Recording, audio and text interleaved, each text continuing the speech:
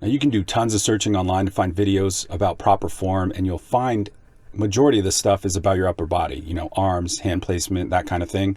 But don't downplay the importance of the lower body as well. So in today's video, I wanted to show you some key things to look out for when you're setting up your stance for a shot. So I'm trying to help players get the best jump shot they can.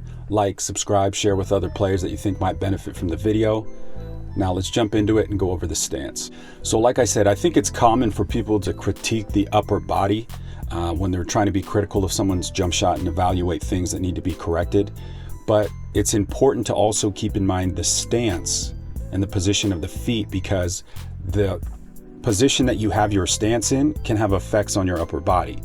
So I wanted to touch on two main things that you should be looking out for when you're getting in your stance for your jump shot. So one is the width of your feet, and then second, the position of your feet. So let's go over both of those. So firstly, with feet width, I think this one is a bit straightforward, but just to touch on it a little bit, the width of your feet is going to help you provide the appropriate balance for your jump shot. Feet close together is going to be poor balance. Feet about shoulder width apart is about the ideal balance that you want. If your feet are really far apart, this is going to give you obviously great balance, which is one of the reasons that wide feet is appropriate for a strong defensive stance. But the problem with that is, one, you're not going to be able to generate a good upward momentum for a jump. And then two, you're going to be very easy to block for a defender if you're so low to the ground. It's, just somebody with, a decently outstretched arm is probably going to have an easier time defending you if you are practically squatting to the ground trying to shoot a shot. So about shoulder width apart is the ideal feet width to get a good athletic stance, but also appropriate balance and, be able to execute your jump shot. All right. And then next is the position of the feet, which I think can be broken down into two basic subcategories. So first being the actual, direction that your feet are positioned and pointed.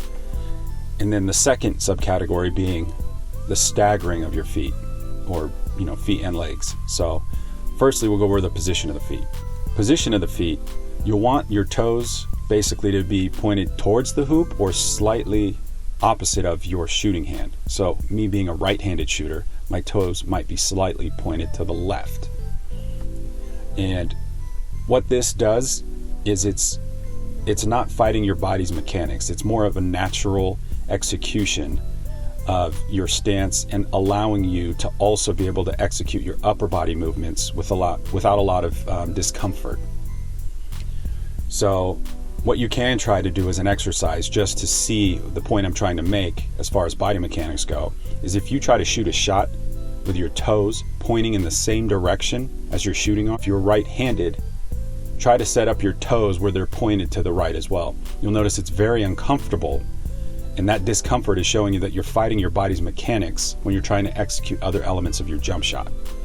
So that's why we would position our feet accordingly, so we're not fighting those mechanics, and that way we can repeat a jump shot time and time again without any additional discomfort or extra effort trying to overcome that discomfort to execute our shot. And then the other thing with how your feet are staggered, so if you're a right-handed shooter like I am, I have my right foot slightly in front of my left.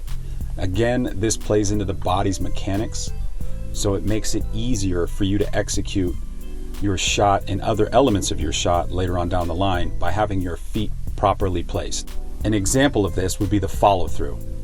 If you shoot a shot, if you're right-handed, you shoot a shot with your left leg in front of your right, you're making it more difficult for you to execute a follow-through on your shot. So that's why we want to have it staggered. So, and again, an exercise you can do is just, play with the stance, and you'll see how it's easier to execute a follow-through with the appropriate stance as opposed to vice versa. You'll notice it's more difficult. So fighting our body's mechanics, that's something we don't want to do. It makes our shot more easily repetitive time and time again with less effort, and you'll find that you'll have more success. And us talking about, leg position and stance and all that stuff, I wanted to bring up a point that I've noticed a lot of young players struggle with, and I think this specific video and the topics we discuss in this video touch on the struggles and challenges that these young shooters are running into. So it's common, you'll see people where they're coming around a screen, their feet might not even be pointed towards the hoop yet, but they're jumping and trying to adjust in the air and get square to the hoop after they had already started their jumping motion. That's going to be a very difficult shot to make. Granted, you know, there's probably some people who can get really good at it, but it's very difficult to do. Get around the screen, get in your position, in your stance, then go up for your shot. So just the order of operations of how you're jumping, executing, as well as keeping in mind those proper fundamentals before you execute your shot, I think will help drastically in those scenarios that people are having struggles with. So just keep that in mind. All right, guys, so that's the quick video on stance. Let me know if you have any additional questions. Don't forget to do all the usual stuff, like, subscribe, share. And if you guys want some personalized help, you know, visit the website right here. Otherwise, I'll see you guys in the next video.